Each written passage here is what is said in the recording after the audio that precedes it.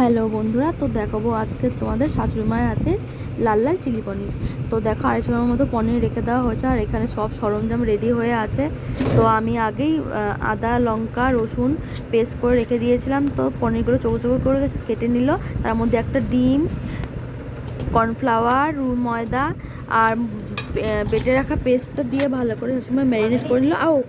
নুন তো দিয়েই ছিল, নুন তো দিতেই হবে।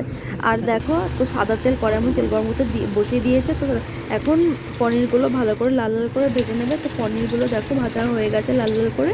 তো এখন সমস্ত রকম ক্যাপসিকাম, টমেটো, রসুন কুচি, লঙ্কা কুচি, পেঁয়াজ কুচি সব দিয়ে দিচ্ছে কড়াইয়ের মধ্যে। তো একটু ভাজা ভাজা করে তার মধ্যে একটু নুন তো দিতেই হবে।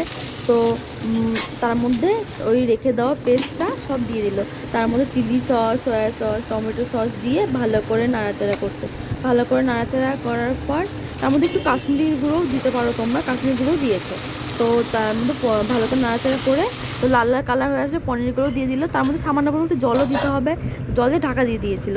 তো তার মধ্যে দেওয়ার পর তার মধ্যে কর্নফ্লাওয়ার একটু জলের মধ্যে গুলে নিয়ে, তো এই দেখো আমাদের পনির চিলি পনির রেডি হয়ে গেছে। তো তোমাদের কেমন লাগলো কমেন্টে জানিও।